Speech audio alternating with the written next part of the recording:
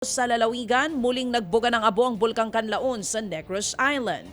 Sa video nakuha ng Freebox nitong Miyerkules, kita ang makapal na abo mula sa crater. 7 beses na nagkaroon ng ash emission event sa bulkan. Umabot ang usok sa 100 hanggang 200 meters na taas. Patungo nga po yan sa kanlurang direksyon ng bulkan. Nananatili pa rin sa Alert Level 3 ang Kanlaon kung saan pinangangambahan ang pagputok nito. Bawal pa rin pumasok sa loob ng 6-kilometer permanent danger zone sa paligid ng Kanlaon. Nakita na po ng mga mangingisda sa Masbate ang isang underwater drone na mayroong Chinese markings. Palutang-lutang po sa karagatan ang mistulang rocket na drone nang ito'y madiskubre. Ito'y dinala ng mga mangingisda sa police station kung saan din natuklasan na ito'y isang HY-119 drone. Lumalabas din pong ito'y mayroong frequency hopping capability o hindi ito madaling ma-detect dahil nga po sa moderno nitong teknolohiya. Hawak ngayon ng Philippine Navy ang drone at sinimulan na pong ang investigasyon kung saan nanggaling nga ito at kung ano ang ginagawa nito sa ating karagatan.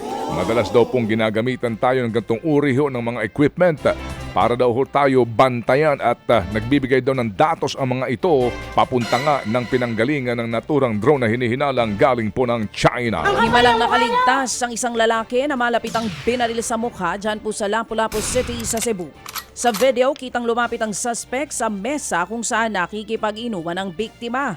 Nagpabarya pa ito kunwari sa grupo ng mga biktima pero umalis ito nang umiling ang biktima. Ilang saglit pa bumalik ang gunman at doon na nga malapitang binaril sa mukha ang biktima. Nagpulasa ng mga kainuman habang napahawak sa kanyang mukhang binaril na si Ibrahim Pendugar.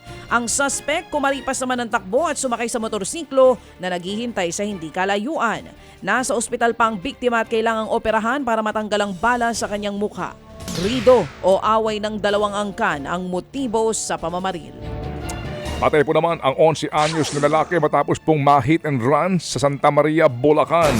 Sa video, kitang tumatawid lamang sa kalsada ang biktima. Pero bago pa man daw tuluyang makatawid ay nabangga na siya ng humaharurot na kotse. Tumalsik ilang metro ang biktima matapos mabundol. Tumakas naman ang nakasagasang driver. Naisugod pa sa pagamutan ang biktimang si JV Arquiola at 2 araw pang tumagal bago po tuluyan ding namatay. Nakita ho naman ang isang basag na parte sa headlight sa crime scene na posibleng bahagi daw ng kotseng nakabangga sa biktima. Nakadikit pa rito ang Radio Frequency Identification o RFID ng isang expressway kaya ito'y makakatulong nga para matukoy ang pagkakakilanlan po ng driver. Posibleng maharap nga sa reklamong reckless imprudence resulting to homicide ang driver ng naturang sasakyan. Pinagbabaril ang magbayaw sa labas po ng kanilang bahay dyan sa Dasmariñas, Cavite. Patay ang 42 anyos na biktimang si Johnny Boy Prudente habang sugatan ang bayaw niyang si Christopher Mogalio. Base sa investigasyon, nagse-cellphone lamang sa labas ng bahay si Christopher.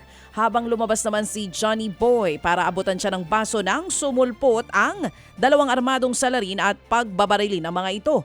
Nakuha sa crime scene ang isang revolver pero kumpleto pa ang bala nito kaya posibleng hindi raw ito ang ginamit ng suspect.